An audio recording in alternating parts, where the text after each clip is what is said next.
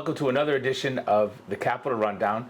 I'm Representative David Tigliano on behalf of the House Republicans and Leader Candelora. We are with Representative Tracy Marra, who is the ranking member of the Energy Committee, a super important committee. Lots of topics in the news about your committee. Mostly, people are concerned with the public benefit charge. Can you discuss what that's all about? Yeah, sure. And thanks for having me discuss this. I think this is a really important issue. The real issue is so many people just don't know what's in it. And so many of us have really had to dig into to understand it. So, yes, we had a bill go through last year and was put into effect in January that actually divides our bill out so that we can see what the supply charge is, what the transmission, what the delivery, and then what all these extra bits are, which is that public benefit. And all of a sudden over the summer, along with, and this is the thing, it was along with kind of our spiking temperatures when people are using a little more electricity. However, along with that was added in this extra boost into the public benefit. So would you say that it was a Republican initiative that sort of allowed the public benefit charge, which was always part of your bill, to actually be broken out so there's a little transparency to it? No, that's absolutely right. It is that transparency that allowed us to even be able to understand that there was an issue there. And so I'm really thankful that that bill went through and we can see what is our delivery, what is our transmission, because there's parts of it the federal government deals with the transmission. What is the delivery? That's where Eversource comes in, or UI.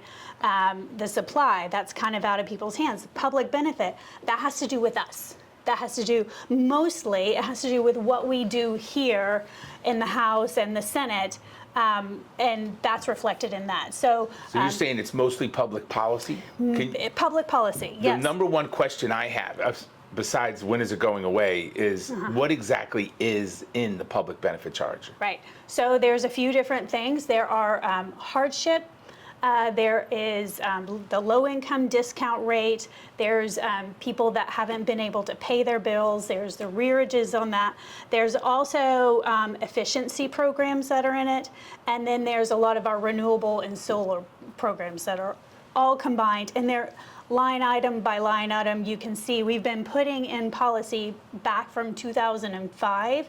And they each have their own line item, and there's even, so many of these, they have their own contracts. Some of them are very long-term contracts that are on either some sort of renewable, whether it's solar, whether it's wind, but there's like 57 of those particular charges that when you look through and you dig into them, and that is on these, what they call non-bypassable federally mandated congestion charges, that you can't even get out of those. If you want to go to a third-party supplier, you can't get out of those. The interesting thing, though, is if you are a municipal company, electric company, they don't pay these. So we have put in a bill recently. We all put it in to look at that public benefit, take it off of the ratepayer bill, and put it in the general fund. So what would happen if we do get rid of, because there's bills out there to get rid of the public benefit charge. What would it look like if we got rid of the public benefit charge? Well, first of all, to be quite honest, it would be hard to just get rid of it. Because like I said, there are contracts in there that we have set up with companies. So that would be an obligation that we would need to move forward with. So it wouldn't be just getting rid of it. And that was one of the things that we discussed when we recently did our hearing.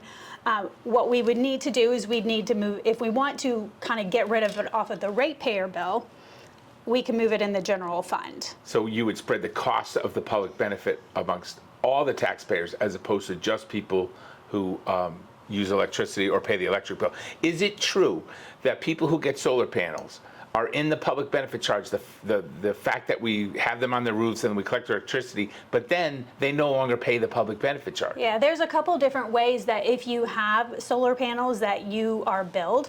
One of them is you can send all of your solar panel energy back to the company and then repurchase it.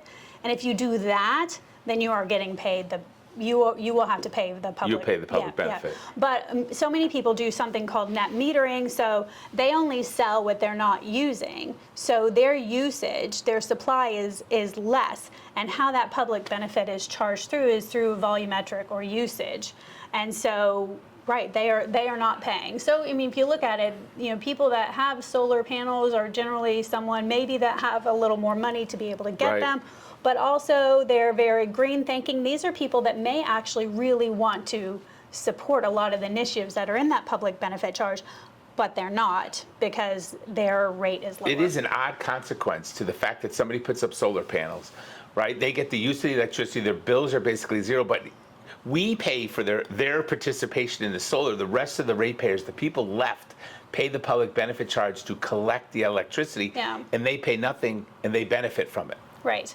Now, there's some, I do, it's a little harder than just saying kind of blanket, you pay, you don't pay, because I do get, and the energy companies, ISO, what they're trying to look at is kind of that load reduction. So we know when like the peak of the day, some of the prices for energy are much higher. So people that are having solar panels can help kind of reduce that midday load reduction, and that does sort of help everybody else's rate.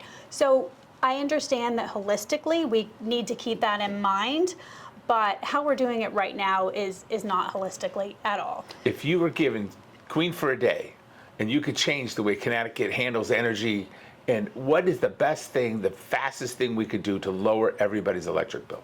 All right. Well, first of all, I would take the public benefit off, and I would look at it in the general fund. That's the first thing I would do. I know there's arguments of, oh, then the efficiency program might go away, that this might go away. I think there's some protections we can put around. If I were queen for a day, I would put some protections around those most important efficiency programs out there, because we do have some important efficiency programs. So outside of public benefit, the actual charge for electricity and the delivery of electricity, is there anything that we could do to make energy more affordable in Connecticut beyond the sort of policy things that lead to the public benefit charge being so high? So outside the public benefit, I think that we can continue to pave the way for making sure that we can have increased supply of energy. So if we pave the way for future nuclear plants, I think that's a good thing to do. If we pave the way for any allowances for increasing our supply of natural gas, I mean, a lot of that relies on other states, and a lot of that And is that's out of our hands. because of the pipeline? That's because of pipelines. So yeah. just so for somebody who doesn't know, our natural gas comes through a pipeline that runs through New York. New York, we have some that come down from Canada. We have some that come up through like the Long Island Sound from Tennessee, but the easiest one is through New York. And they don't want us to have a bigger one. Well, there's some flexibility on that now. Governor Hochul is initiating some increase in those pipelines, so that'll be exciting to hear more about. This is a long and complicated conversation. It's amazing how much information that you have on this Yeah. committee. We really appreciate your hard work on it, Thanks. and your volunteering to do it. Thanks. And hopefully, Connecticut get to a place where we concern ourselves more with what people are paying every month than some sort of these dream policies Right. that people want to put in place. And can I just say that so many of us, when they're coming out and speaking against or for, really, we can actually come to a meeting spot and we can make this work, and I really do believe that. I appreciate that. Thank you, All right. Tracy. Thanks.